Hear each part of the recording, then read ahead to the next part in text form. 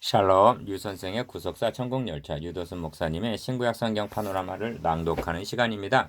지금은 히브리서 파노라마 6장 1절에서 3절까지입니다. 먼저 6장의 도표 해설 및 개관, 도표 해설. 도표에서 보시는 바대로 6장은 다양한 내용들을 담고 있습니다. 첫째 단어는 완전한 데 나아가라고 명합니다. 이는 5장 11절에서 14절까지에 대한 결론에 해당이 됩니다. 둘째 단어는 후퇴에 대한 경고와 구원의 확신인데, 먼저 타락한 자들에 대한 무서운 경고가 4절에서 8절까지 나오는데, 이는 유대교로 돌아가려는 자들을 염두에 두고 후퇴하면 죽는다는 뜻입니다. 그런 후에 너희에게는 구원에 가까운 것을 확신하노라 하고 격려가 뒤따릅니다. 9절에서 12절.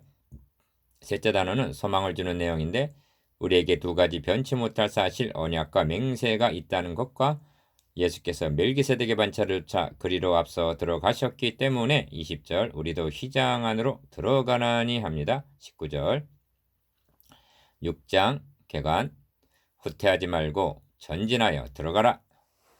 6장은 각 단락의 제목이 말해주듯이 전진하라, 후퇴하지 말라, 들어가라는 내용이 되어 있습니다. 중심점은 휘장 안에 들어가나니 하는 19절 진입에 있습니다. 다시 상기시키면서 강조합니다만 들어감이 히브리서의 중심적인 주제라 해도 과언이 아닙니다. 하나님의 아들이 어찌 육신을 입으시고 낮아지셔서 죽으셔야만 했는가? 우리를 하나님 앞으로 인도하려 하심이라고 말씀합니다. 베드로전서 3장 18절. 어찌 우리에게 대제사장이 필요한가? 죄로 말미암아 막혔던 휘장을 열어서 우리에게 들어가게 해 주시기 때문입니다. 20절에는 앞서 들어가신 예수님이 있고 19절에서는 우리들이 휘장 안으로 들어가고 있는 것입니다.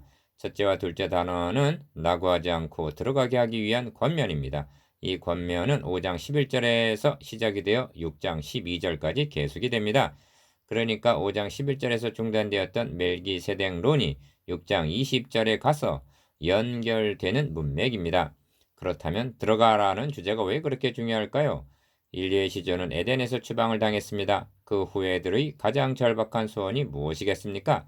어떻게 하면 하나님 앞으로 돌아갈 수가 있는가 하는 문제입니다. 그런데 19절에서는 우리가 이 소망이 있는 것은 영혼의 닷 같아서 튼튼하고 견고하여 휘장 안에 들어가나니 하고 말씀합니다.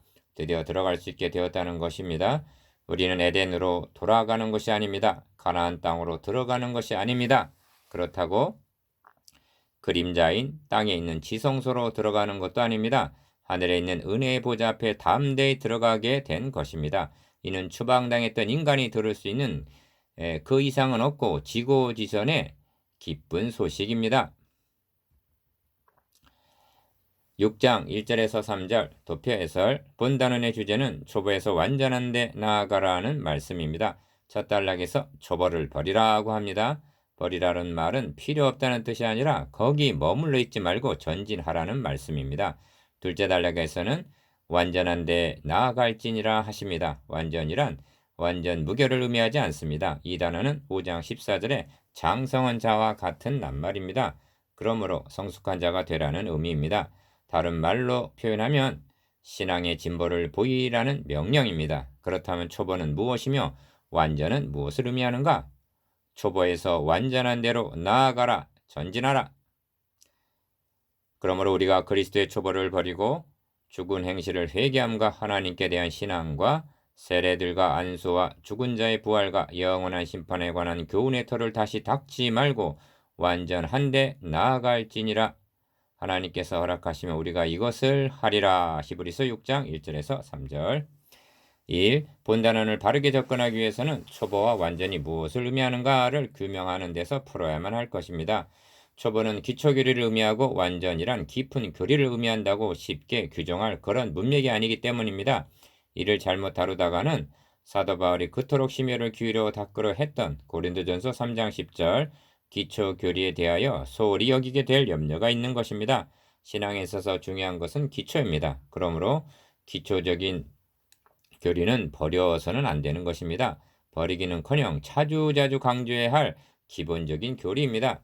많은 성도들이 신앙의 기초가 잘못되었기 때문에 그 후에 계속적으로 어려움을 겪고 있는 것을 무수히 대하게 됩니다. 말하자면 첫 단추를 잘못 끼웠기 때문에 옷이 뒤틀리는 것에 비할 수가 있습니다. 기억, 도의 초보를 버리고 완전한 데 나아갈지니라는 뜻이 히브리서의 1차 독자들이 기초교리에는 문제가 없다는 말인가 하는 점입니다. 바로 앞의 5장 12절은 이에 대하여 이의를 제기하고 있습니다. 때가 오래므로 너희가 마땅히 선생이 될 터인데 너희가 다시 하나님의 말씀의 초보가 무엇인지 누구에게 가르침을 받아야 할 것이니 하고 그들의 신앙의 기초가 허약함을 지적하고 있기 때문입니다. 니은 그렇다면 그리스도도의 초보를 버려야 할 초보는 무엇을 의미하는가 하는 점입니다. 이는 히브리서라는 전체 문맥을 통해서 볼 때 저들이 기독교로 개종하기 이전에 유대교에서 배웠던 율례와 예법 등을 의미하는 것으로 볼 수가 있습니다. 9장 10절 다시 말하면 구약 성경을 통해서 예시하신 모형 그림자 8장 5절 예표 등으로 여겨집니다.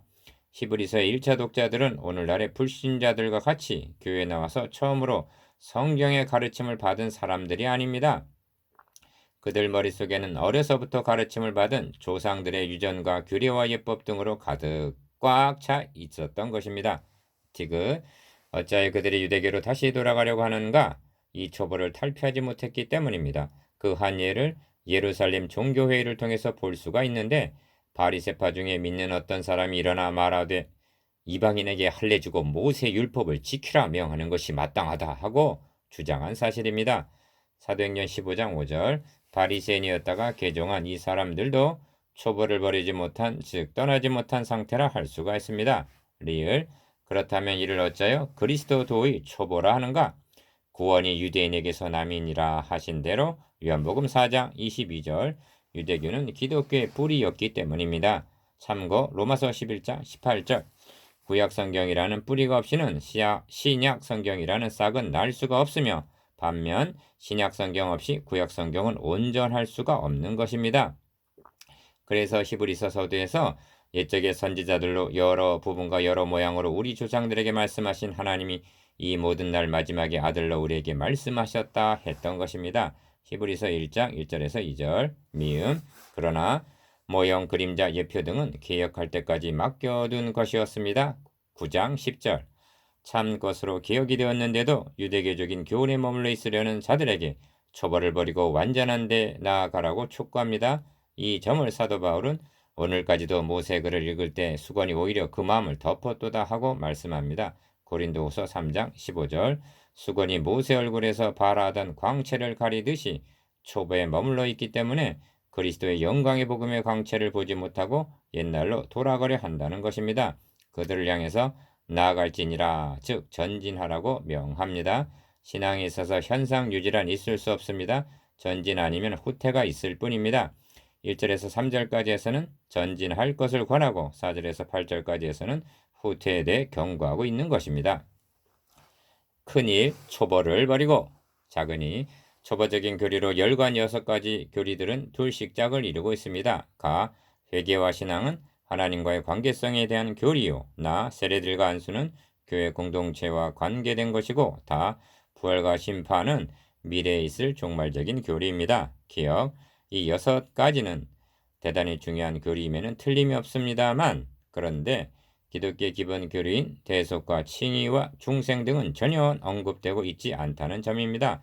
그러면 6가지 교리를 기독교의 초보 즉 기초 교리라고 말할 수는 없는 것입니다. 그것은 기독교로 개종하기 전에 그들이 가지고 있던 유대교적인 교훈들임을 알 수 있습니다. 그 하나의 예가 세례들이라는 단어에서 엿볼 수가 있습니다. 주석가들은 이를 해석하는데 어려움을 겪고 있습니다. 왜냐하면 단수가 아닌 세례들이라고 복수로 말씀하고 있기 때문입니다. 어떤 해석은 세례받은 자들이 많기 때문이라고 합니다. 또 다른 해석은 물세례, 성령세례, 피 흘리는 순교의 세례들을 의미한다고 말합니다. 이 주장에는 무리와 억지가 있어 보입니다. 그보다는 유대교에서 조상의 유전을 조차 행하던 여러 가지 결례들을 의미한다고 보는 것이 타당성이 있습니다. 버리고란 말은 필요가 없다는 의미이기보다는 거기서 떠나서라는 뜻입니다. 니은 기독교는 율법이나 선지자를 폐하고 마태복음 5장 17절 로마서 3장 31절 폐하고 세워진 것이 아닙니다. 오히려 완전케 하려 함이로다 하고 말씀합니다. 그래서 교훈의 털을 다시 닦지 말고 완전한 데 나아갈지니라 2절 말씀하고 있는 것입니다. 크니 완전한 데 나아갈지니라 작은 삶 완전이란 5장 14절에서 말씀한 장성한 자와 같은 단어입니다. 기업 유업을 이을 자가 모든 것의 주인이나 어렸을 동안에는 종과 다름이 없어서 갈라디아서 4장 1절 율법이라는 몽학 선생의 인도를 받아야만 했습니다. 갈라디아서 3장 24절 그러나 언제까지나 몽학 선생 밑에 머물러 있어서는 안 됩니다. 완전한 대로 나아가는 자, 즉 성숙한 자가 되어야만 하는 것입니다. 하나님이 허락하시면 우리가 이것을 하리라 말씀하는데 3절 이는 하나님이 허락하시지 않을지도 모른다는 뜻이 아니라 하나님이 역사하심으로서만 초보를 버리고 완전한 대로 나아갈 수가 있다는 뜻입니다. 이는 고린도전서 3장 6절에서 7절까지 해서 오직 하나님은 자라나게 하셨나니 그런즉 심는 이나 물지는 이는 아무것도 아니로되 오직 자라나게 하시는 하나님뿐이니라 한 말씀과 같은 뜻입니다. 이는 히브리서 1차 독자들에게만 해당이 되는 말씀이 아니라 오늘 현대교회에 더욱 적실성 있는 말씀인 것입니다. 축복, 간증, 예화 등을 선호하는 초보에서 완전한 대로 나아가야만 하겠습니다. 나누어 봅시다. 1. 버려야 할 초보는 무엇을 가리킵니까? 2. 완전한 데 나아가라는 뜻은 무엇입니까? 3. 여러분의 신앙 상태는 어떤 상태인가에 대해서